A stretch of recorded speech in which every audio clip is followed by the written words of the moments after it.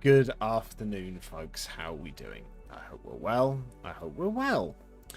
Yes, it is our regular geeky lunch chat without games today, where I give life updates, talk about general kind of geek culture stuff, yeah, both in the tabletop RPG and wider geek sphere, that sort of business. Let's dive right in. We'll keep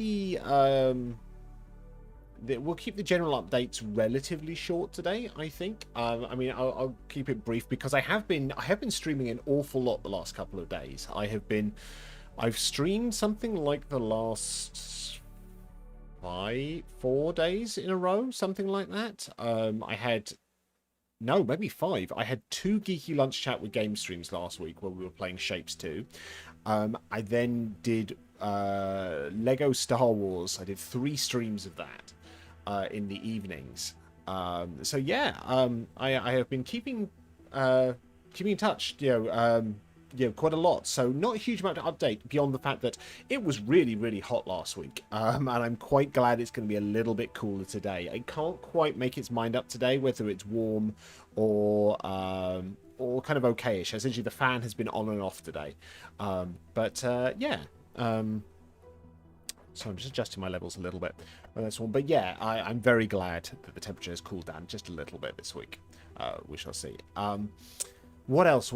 As promised, me, my wife, and my daughter went to see the new How to Train Your Dragon yesterday, which was the live-action remake of the animated movie. I believe written and directed by the same director, which is kind of cool. It was an awful lot of fun.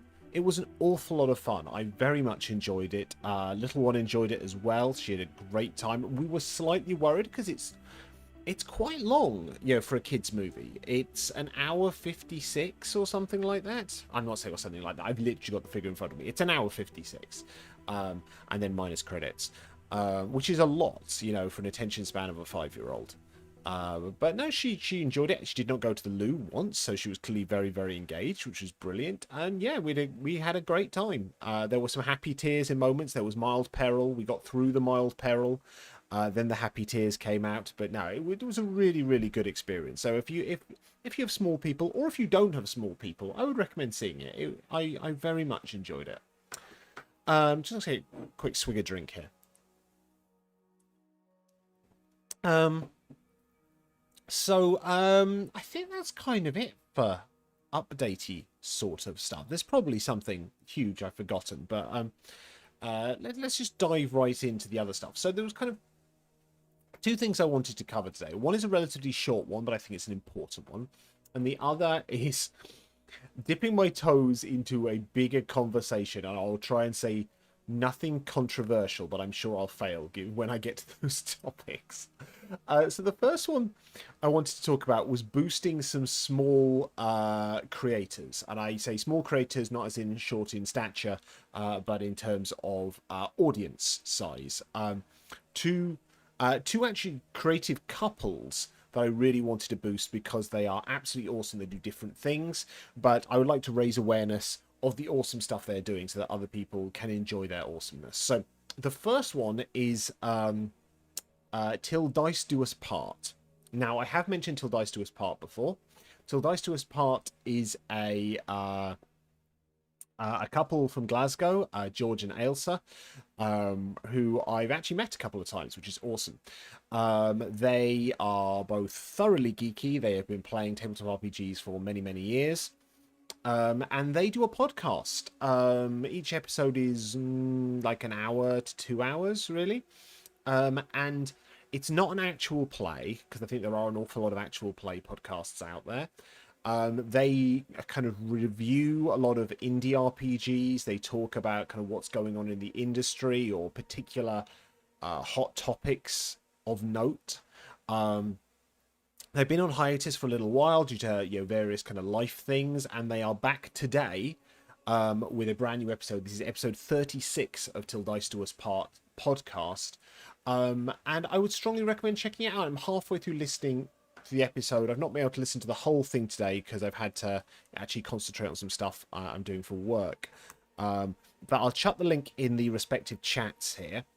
So do have a listen to that. I mean, genuinely, each episode is an absolute delight. They are, as you would expect for a couple. You know, the banter, the relationship between them is very, very strong. The tone is incredibly silly. They've introduced me to an awful lot of very cool indie RPGs. In this particular episode, this one was recorded to celebrate Pride Month. So they're talking about kind of the history of LGBT plus representation in the industry and in games, and they also do a review of Thirsty Sword Lesbians. So yeah, a lot of awesome stuff there, and I do recommend checking it out. You know, all the episodes are an awful lot of fun. You don't have that the thing you get with actual plays where you feel you've got to commit to a big thing. So feel free to pick and choose episodes that sound appealing, but really they're all an awful lot of fun. I've listened to the podcast all the way through at least twice, possibly 3 times. Huge amount of fun. I would strongly recommend checking them out on all available podcast places. I put the Buzzsprout link in there that links to everywhere, but seriously, just go to your podcast app of choice and search for Til Dice Do Us Part. And yeah, I reckon you'll really, really enjoy it. It's an awful lot of fun, and their audience is just not big enough. So please give them that support. And I will chuck this one in here as well. I have actually appeared on their podcast. I did an episode talking about running games and adapting games for kids, and I did a little quiz for them, which was an awful lot of fun. So there's a link to my specific episode on there, which I think was episode 34 off the top of my head. Yeah, so do check them out. George and Elsa, Til Dice Do Us Part podcast. Huge amount of fun. Like I said, they're back today after a long hiatus, so please give them some love. Drop a 5-star rating, chuck a comment in there, up their numbers, share it on the socials. I think you and the people that you know will really appreciate them. So do check that out. The second creative couple I want to promote here is Lucky Fox Studio. Now, Lucky Fox are a couple, Steph and Bex, who I met them both. Well, I met them both through a mutual acquaintance through Steph at TTRPG Kids. When I was looking at putting together my first panel for last year's Dragon Meet, because they were recommended. One as an LGBT couple, but also doing something slightly different in the gaming for kids space, in that they are working with a lot of charities. They produce miniatures, they produce maps, they produce other tabletop RPG resources, and they added an extra layer and perspective to that panel that we did. But they are an absolute delight. Really lovely people. I interviewed them on an episode of Short Thoughts, so let's chuck those links in there. So we'll stick Lucky Fox Studio link in here. We'll also chuck their episode of Short Thoughts. But they make some just really, really nice stuff. Both in terms of 2D assets and 3D printed stuff that the Bex sculpts, lots of little miniatures and gizmos and stuff like that, and then they 3D print them and sell them at conventions. So do check them out. Lots of really, really awesome stuff. And this is something that will hopefully highlight just how lovely they are. In that I couldn't go to UK Games Expo. I really do want to go, but it was just inconvenient timing. It's a relatively large distance for me to go, because I'd have to do an overnight and stuff like that. So I wasn't able to go, and I saw that they'd done really well there, which was brilliant. And I saw a little gizmo that they were selling, which was a little 3D printed dice catapult, or other things I suppose you would wish to catapult, but primarily designed for catapulting D20s and the like, should you wish to assault your games master with them. And I posted a comment saying, "Oh, that's really awesome. I'm going to need to pick one up next time I see you." And within minutes, I got a response saying, "Give us your address. We'll send you one." Out of the blue, didn't ask for it. I was quite insistent on no, and yet here I go. I have a cute little dice catapult. It's just it's just really, really cool. It went together really, really easily. I probably will super glue it, but actually it's pretty sturdy without the super glue. But I also know I have a 5-year-old, so probably worth gluing this together. But yeah, it's a really simple, nice piece of kit from two really lovely people. And I'm looking forward to working with them on any number of projects in the future, because yeah, they're just brilliant. So yeah, Lucky Fox Studio, if you're at any UK tabletop RPG conventions, do say hey, have a look at their store, order their stuff. They've got music out there, they do maps, they do all sorts of stuff, and they've got an adorable logo of a fox. So yeah, what more could you possibly ask for? So those are my two little promos here, of two awesome creative couples doing really nice stuff that I think just need a bigger audience. So George and Elsa from Til Dice Do Us podcast, and Steph and Bex from Lucky Fox Studio. All an absolute freaking delight. And please go and appreciate and share and rant and rave and comment on their stuff and like it and share it and stuff like that. Pretty please. So, the other topic I was going to talk about today, as I was racking my head on what could we talk about today, and I thought, well, actually, because I've been playing Lego Star Wars, I thought, well, actually, we've not done a lot of talking about Star Wars and Star Trek, and I mentioned both of them because I would say they're both. I mean, one, they're absolute kind of cornerstone franchises in sci-fi. I think there's no denying that. And I will say that they were very formative for me in terms of my kind of first introduction to sci-fi. And clearly there's plenty of other stuff that are amazing cornerstones out there. But for me, Star Wars and Star Trek were two really, really big things that are still really big things. So I thought I'd have a little ramble through my history with both franchises, talk a little bit about, where they've been, where they are, where they might be going. Because for two franchises that were fundamentally very different in a number of different ways, but at the very least from a very kind of simplistic level, just in the terms of what they were, Star Wars started out just as movies, Star Trek started out just as TV shows, or a TV show originally. Now both are doing both. Both are exploring, in some ways, similar spaces. For things that started being very distinct from each other. So I thought it was worth having a little chat about. So I said, I'll ramble through kind of my history with both, and talk a little bit about, where they are and where they might be going. And hopefully that might be of interest. We'll see. So as I was talking about on my stream yesterday, my introduction to Star Wars was on video, VHS. I am nearly 40. Yes, for any younger people out there, videos were a thing. And they had literally just released the videos of the digitally remastered editions. Now, this is not the special editions. This is the versions that were in the cinema at some stage.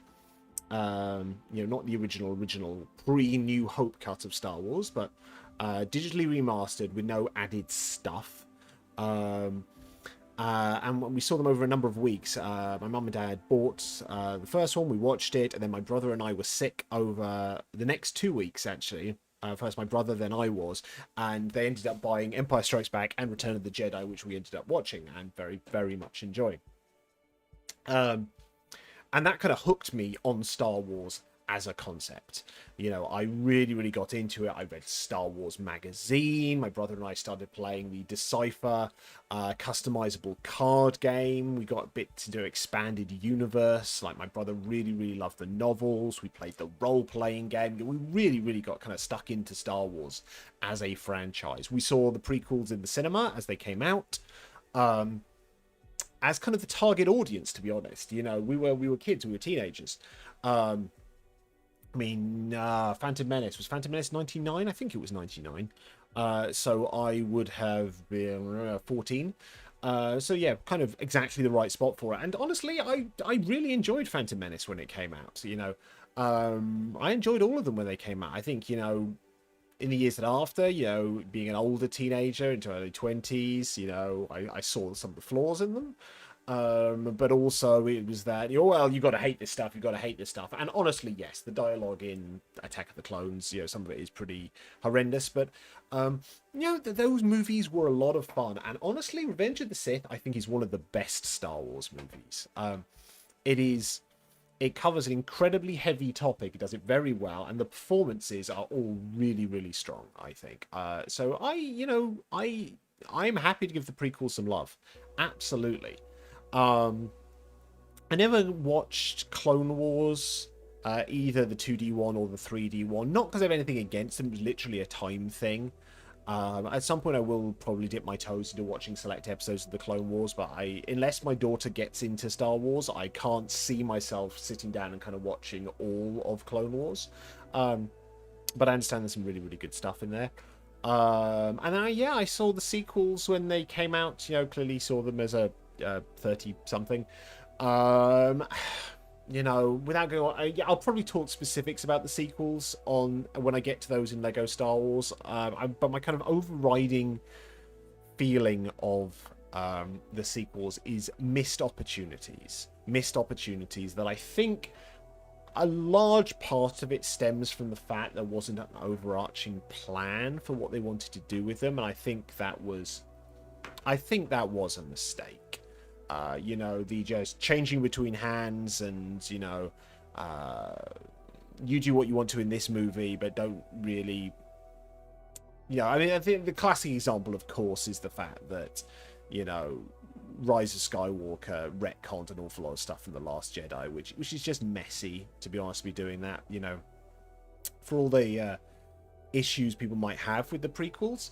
I think they tell a pretty consistent story from start to finish, and admittedly the tone changes throughout, but I think it does it in a pretty good way, and I think it looks like, and I have no idea how much of it was very carefully planned from start to finish, but it certainly gives the illusion, it gives the feeling of it being, carefully planned, or relatively well planned from start to finish. So, and that's something that was lacking in the sequels.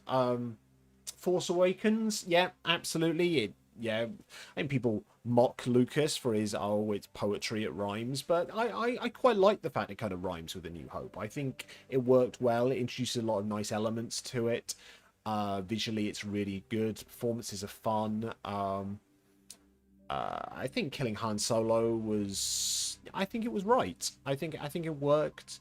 I think the one, beyond Chewie not getting a hug, I think the one thing I would change on the symmetry of it all is, I think they missed an opportunity in destroying, when they used the Starkiller base to destroy the New Republic, and it's a shame they did that before we really got to know them. But I think it would have been better, rather than doing that as an Alderaan incident and then they go and destroy Starkiller base, I would have done it like the Death Star approaching Yavin 4 at the end of A New Hope. So I would have had them, and I know this is not an original thought on this one, but I just absolutely agree with it, that they should have had the same tension of, they're going to fire their primary weapon, they're going to take them out, and they succeed. That's what it would have been. I would have had the timing is off, I would have some consequences. I would have that, they're thinking they can save the day and prevent them from firing the weapon. The weapon fires, the Republic gets destroyed. They do still destroy Starkiller base, but I think it would up the stakes, especially if you want to go into a darker second part, that actually, if it was a bit less triumphant, we won, but at what cost? I think that could have been more interesting. But no, I really enjoyed Force Awakens. I thought it was a great experience, and I still think it's a good experience. I think there's a lot of really good stuff there. Last Jedi, it's not bad, and I like the bold choices of it. It's never quite sat right to me, and I think that's the choices they made with Luke. And I think things like the casino heist felt a little bit weird. I think the whole premise of the movie, and that sounds like I'm just, chucking shit at The Last Jedi. I'm really not. I just find the notion of a convoy chase, and a convoy chase that they're able to fly away from and fly back to, in a world with hyperdrives, it never quite sat right with me. It feels a little bit weird, but I think that the movie does some really good stuff. I think I love the bold choices. Don't just paint by numbers. Do something interesting. Do something exciting. And I think things like saying that Rey is someone who comes from nowhere, I think has the potential to be exciting. It's just a shame they didn't deliver on it. And there's things they didn't wrap up. Like, I think Poe went through an interesting arc in terms of his notion of leadership and stuff like that, and they never really tied it up at the end, which I think was a shame.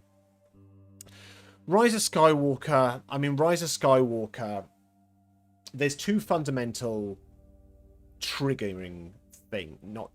That's a bad way of phrasing it. There are two things that I think led to Rise of Skywalker being what it became. One of which is the fact that Carrie Fisher died. So they had to do something completely different with what they may have wanted to do with Leia. And secondly, the fact that they had Rian Johnson, a movie of his didn't do as well, they got rid of him, and they very quickly had to put together this movie. Well, they decided to keep with their planned release schedule and therefore very quickly made it, when they probably should have just taken another year to do this. And Rise of Skywalker, it has some fun ideas in it. I don't fundamentally have an issue with bringing Palpatine back. There's just nothing that set it up. I think the fact you've got, Snoke's there in Force Awakens. What's the mystery of Snoke? We never find out what the mystery of Snoke is because we killed him in Last Jedi. Snoke was clearly, we've seen a couple of shots, a clone and therefore a shill of Palpatine's. It just doesn't hang together. I have no issues fundamentally with Palpatine coming back. They just could have handled it a lot better.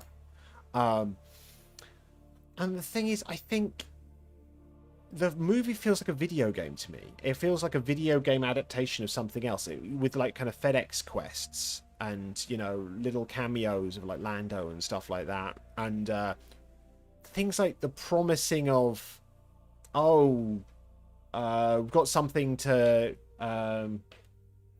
Finn's got a secret that he never actually says. We had Rose who was introduced and given a backseat so they can stick Dominic Monaghan in.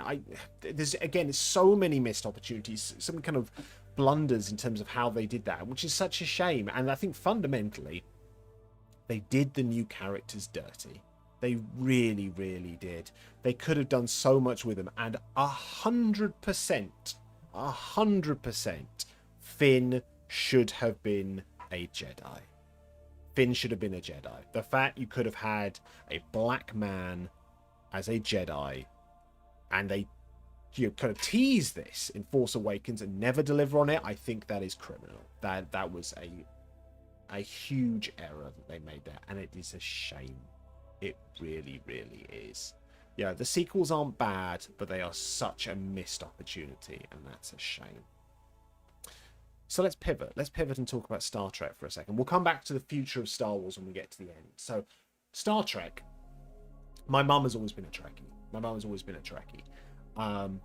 So when Next Generation came out, she absolutely watched that. And my brother remembers the first episode, Encounter at Farpoint, coming out. My brother is 2 years older than me. But Next Gen came out in 1987, so I was 2. Or maybe just about to be 2, depending when it came out in 1987. So Star Trek has always been there in my life in some form or another. I watched a few original series episodes on VHS, especially we had a video that had Trouble with Tribbles and I Mud on it. I remember watching The Cage when that came out on video, kind of first release of The Cage. But I think that even had some black and white footage in it when it came out. I watched that in hospital at Great Ormond Street. And honestly, I still probably haven't seen all of the original series, which is slightly odd, but I'm pretty sure I haven't. But there we go. But I watched a lot of episodes of Next Gen over the years. Certainly didn't watch it, kind of from start to finish. But I probably have. I'm pretty sure I've seen every Next Gen episode now at some stage. And we ended up picking up a lot of them quite cheaply on VHS. Which is weird now when you think about it. The fact that you would buy a video and it would only have 2 episodes on it. We've been spoilt by DVD and streaming. We really have. So I watched that all on BBC. Didn't watch DS9 to begin with. I can't remember kind of why. I don't don't know what time it was on during the 90s. But I watched Voyager from the moment it came out. There was a Star Trek night where they showed the first episode of Voyager, and then we ended up watching Voyager kind of from start to finish as it came out. We had a switch to cable midway through where we jumped ahead during season 4, but we did catch up on the missed ones. But I basically watched Voyager from start to finish. And then we got into DS9. Kind of near the end of Voyager, me and my friends really got into DS9 when it kind of started when Way of the Warrior came out, and they kind of reset things a bit in season 4. And then we kind of watched it onwards there, and I really enjoyed Deep Space Nine. And as the years have gone by, I have appreciated Deep Space Nine more and more for what it was, what it did to tone, and the fact that the universe was happening around them and they were influencing it, and we saw the effects on that on people, was incredible. And the number of really strong episodes that cover huge issues and the consequences of those issues. You know, there was Deep Space Nine, I think, was the first Star Trek that really handled big issues and then had lasting consequences, long arcs, you know, callbacks, not in a superficial way, but consequences of big things that happen, especially with things like the Dominion War and the like. You know, it says a lot when you look with hindsight. You know, when in Next Generation, when Picard gets assimilated by the Borg and then is turned back, that there's not a huge amount of consequence. We've got a couple of episodes that touch on it, like the one where he's visiting his brother at the vineyard. But, you know, there weren't lasting consequences because they were worried about syndication, and you want to be able to, you know, pick it up like a Big Mac. You should be able to pick up an episode of Star Trek, enjoy it, and put it down at the end without having to know about what came before it and what comes after it. But, you know, DS9 is firmly my favourite Star Trek series. It's absolutely fantastic. I saw a lot of the later movies. I was not old enough to see First Contact when it came out, so I saw that on video, but I watched Insurrection, I watched Nemesis, and I didn't see all of the J.J. Abrams ones in the cinema. I didn't see Beyond in the cinema, but I had an awful lot of fun with them. I saw a lot of Enterprise, but then I went to uni, and then I had breaks in my TV watching, so I never watched the last season of Enterprise. I've seen various episodes of it, and I probably should just sit down and watch the whole thing. But yeah, Enterprise has some good stuff. As for modern Star Trek, it's kind of hit and miss for me. Not that any of it's bad, but it's just been a little bit odd. I struggled with Discovery. I'm not going to lie, I really did. I've seen the first 3 seasons of Discovery, and broadly speaking, I have enjoyed them, but I don't know if it's pacing or tone, or I don't know what it is, but I just never really quite found the joy in it that I really want to have. And obviously, as, you know, a someone in his late 30s, with a small child, I've got to be more selective about what TV I watch, just in terms of how much time do I have. And I've just never quite felt that I really want to take the time to finish watching Discovery, which is weird. I love Lower Decks. Lower Decks is absolutely joyous. I love Strange New Worlds. I love the fun and the tone of Strange New Worlds. It's going on an adventure, and it's just marvelous. Picard, I watched all of Picard, and I did enjoy all of Picard. It was just a little bit hit and miss. I think there were missed opportunities in that second season. There really were. I think the second season of Picard felt like it needed one more draft of the script. It was that close to being really good. And then they kind of went out and filmed it and did all of that when they could have just refined it a little bit more and better. Third season is absolutely amazing, though. I guess my one big complaint with Picard... 2 big complaints. My one big complaint is they use the Borg too much, and the second complaint is that they never did Star Trek Legacy, but we'll talk about that in just a second. But yeah, I mean, so modern Star Trek is kind of hit and miss. Each show has a kind of different audience, and I've not seen any of Prodigy.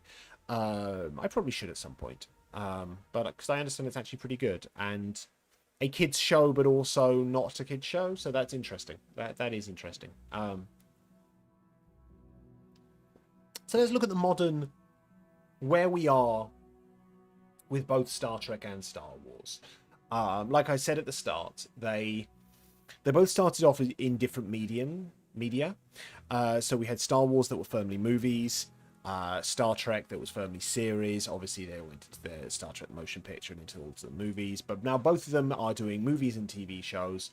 They both cover different tones. In that Star Wars started off as a Flash Gordon kind of space opera. And I don't mean that in a reductive sense, but it was very clear in what it was. It was about, adventure and camaraderie and mythology. And again, hearkening to that kind of 1950s adventures in space kind of sci-fi. Whereas Star Trek was more cerebral. I'm not saying that all episodes of the original series are cerebral, but in theory it covered a lot of big topics. And it was kind of episode of the week type thing. And I think both franchises have covered both notions in the years that since. That's not a phrase. In the years since. So Star Wars, there's a lot of TV right now, and there's a promise of a lot of movies. I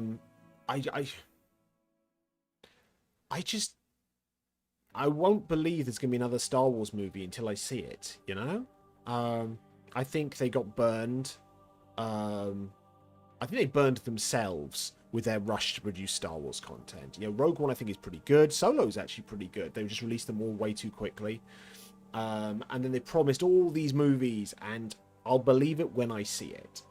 I haven't seen Andor yet, but I'm excited to watch it at some point. And that sort of exploration of that darker side of the Star Wars universe, and that side of the Star Wars universe away from the Force, and being able to do things like Birth of the Rebellion and things like that.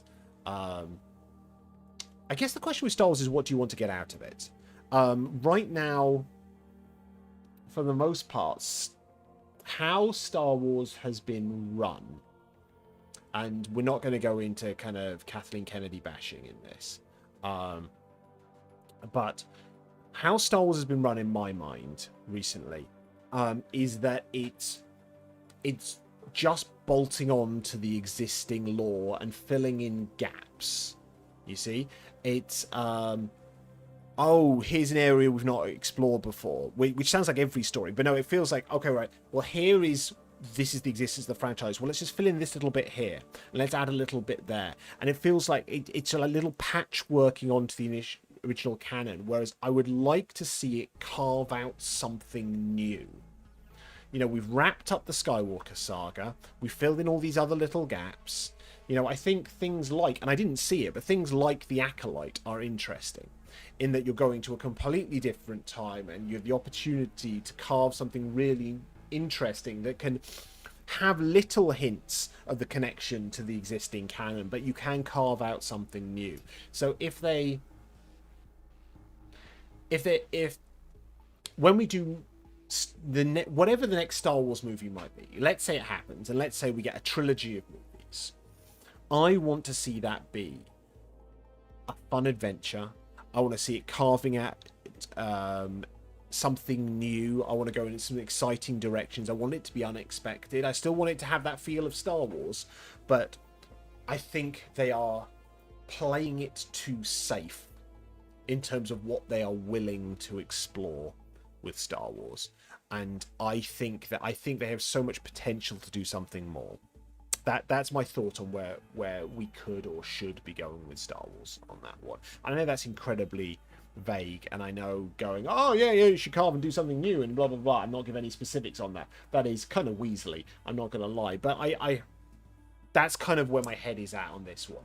And I think the TV is good for explorations of things like what they've done with Andor. Let's explore the consequences of that in a longer form. But I think the Star Wars movies should always be an adventure. That's kind of the heart of what it is, I feel. As for Star Trek, we don't have a lot of announcements right now. We've gone from lots and lots of series to stuff sort of fizzling up, haven't we? They're clearly working on this Starfleet Academy series, which I'm just not excited by, and maybe because I don't know what it is. I don't really understand what it is or what they're trying to achieve for it, and why they thought that this is the project that we must do. Um, and therefore it's difficult to get excited by it when they're not telling me why I should be excited about it. Not even hinting why I should be excited, beyond the fact, oh yeah, we'll get Robert Picardo back. That's weird to me. I mean, maybe it'll be awesome. I hope it's awesome. I really don't want, these franchises to fail. But I don't know enough about it to be excited about it. I am stunned they didn't announce Star Trek Legacy. For those who don't know what Star Trek Legacy is, Star Trek Legacy was the project proposed to come after Picard, based on the setup of Picard, with, spoiler, if you've not seen Picard yet, but it's been a while now, the new Enterprise with Captain Seven of Nine, and the crew they established in that. I think you could have a lot of fun. I think exploring the Seven of Nine character in her kind of new form, free from the Borg, and free from who she was in Voyager, being a more fleshed out, rounded human being. I want to see that. I want to see her in command. I want to see the fun you could have with that, exploring an era of Star Trek in a episodic format. We can have a bit of long form in there, that's fine, but let's enjoy some Monster of the Week. Let's enjoy some Planet of the Week. I think Discovery too quickly went into long form and hadn't really earned it. Early Deep Space Nine was Monster of the Week. It really was. And then they'd earned the right to do the big story arcs based on the seeds they planted. I think you've always got to know the tone of your show with Star Trek, because it has always covered an awful lot. Not everything has to be everything. Discovery, in theory, it's, well, we're on a spaceship, we're going out and exploring the universe, but then it was trying to be dark and gritty at the same time, and it felt that it's such an uneven tone. And I think Strange New Worlds works because it's unabashedly fun. We're going on a journey, we're going to explore some zany situations, let's have some fun with it. Not that they don't take it seriously, but I think they've established what the tone of the show is and they are running with it. And it means that when they break that and do, for example, a slightly creepier thing like, bits with the Gorn, it works well. They get to surprise us with that, rather than, look, I just don't know what the tone of Discovery is. I don't know what it's trying to be, other than it's trying to be a bit edgy. I would ideally like to see, I mean, obviously I want to see Star Trek Legacy. I absolutely want to see Star Trek Legacy. But I think one of the things that made the classic Star Trek interesting for me, the classic Star Trek, that sounds like a really weird way of saying that. What made classic Star Trek interesting to me was there were always two shows on at once. And they did different things. In that era where we had Next Gen and DS9, you had an exploration show and the universe is happening show. Then the handoff went from DS9 to Voyager, and you had the same thing. You had Voyager being the exploring show and DS9 being the universe. I would like to see that again. I would like two shows, possibly set at the same time, so you could have the occasional crossover, where one shows the changing universe in a, whether it's a Star Trek Legacy period, which is, not too far after the Trek we've seen, or whether you want to do it in that big future bit in Discovery. I'm not sure, but you get to just explore the world, take your time with it, slow burn, learn to care about everyone and everything involved in it, and then go on that big journey. And then you can have your exploration show be a bit more Monster of the Week, a bit more, right, let's go off and explore the galaxy, whereas the other one will be what's happening with the galaxy around us and how does it affect us. I will say, one thing I think, going back to Voyager for a second, I think a missed opportunity of Voyager is what they did in Battlestar Galactica, in that they didn't deal with we have a limited amount of resources and we're on the road. I think that was interesting, and I would love to see that sort of show from Star Trek at some point. We only have so much stuff. We're in the middle of nowhere, but I don't think it's the time for that right now. I think you want to solidify what Star Trek is and what Star Trek means by being a little bit less daring, maybe. Just take the time to enjoy long form Trek.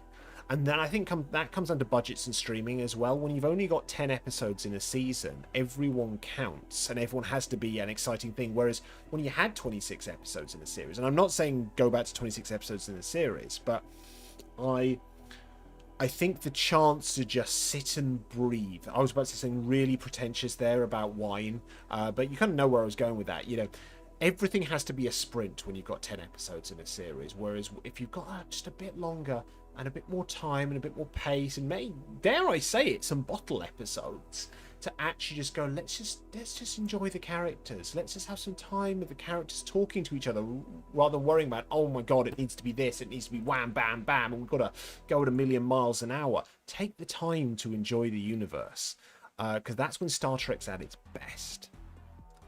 It really, really is. So there we go. Those are, we went through that really quickly, but that's my personal history with Star Wars and Star Trek. Where it's been, where I think it might go, or where I hope it would go. But I think my advice, like if there were a showrunner watching this, my advice would be, what's Star Wars or Star Trek about? What is that franchise about? What should it mean? And then take the time to show it at its best. You don't have, don't just copy what other people have done, but take the time to go, right, how can I show this franchise at its best in a new way, in a new era, in a new world, in a new planet, with a new crew, whatever it is.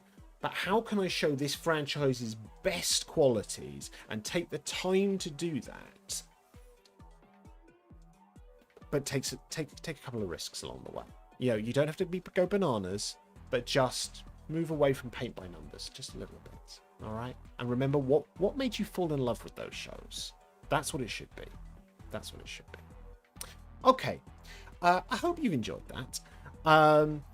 If you have, please, and if you haven't done so already, follow/subscribe. I stream on both Twitch and YouTube simultaneously. I'm at DC Bradshaw on both. If you want to follow me on socials, I'm on Blue Sky at dcbradshaw.com. I'm on Threads at DC Bradshaw. I also have a coffee. It's down there. If you want to donate to me £3 a month so me to keep doing the things I'm doing, that would be absolutely lovely. My next scheduled stream is going to be Wednesday lunchtime, where we've got Geeky Lunch Chat with games. We're going to be playing some more Shapes 2 because I'm loving it and I think my audience is enjoying it. So we're going to play some more Shapes 2 on Wednesday. We may well do more Lego Star Wars before then. Depends on the evenings. If either today or tomorrow, I could easily see that we're going to play some more Lego Star Wars. But we'll see. I don't want to burn out. But having a good time. And a reminder, going back to the start of this, Till Dice Do Us Part. I would like absolutely everyone who is watching this to go to the podcast app of your choice and download the latest episode of Till Dice Do Us Part podcast and give it a listen at some point this week. But download it today. I want those figures to come in today and them to be pleasantly surprised by the number of people who have downloaded this. If you don't get a chance to listen to it till later on this week, that is absolutely fine, but download it today. Make me that promise, okay? All right? And also do check out Lucky Fox Studio. Lucky Fox Studio are absolutely great, but I don't think there's anything tangibly you can do to support them in exactly this moment right now.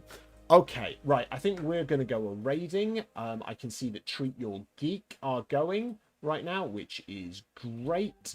So let's hop over to there. I can't raid in YouTube land. So if you are on YouTube, I want you to just go to Treat Your Geek right now. Type search for Treat Your Geek the second we're done here and you hop across. The people in Twitch land, we're going to raid across. And Nouvelle is playing Galacticaire. So let's start that raid off. And I will see you on Wednesday, if not before, for a bit of Lego Star Wars. Alrighty, have a lovely day. Take care, and I'll see you soon. Bye.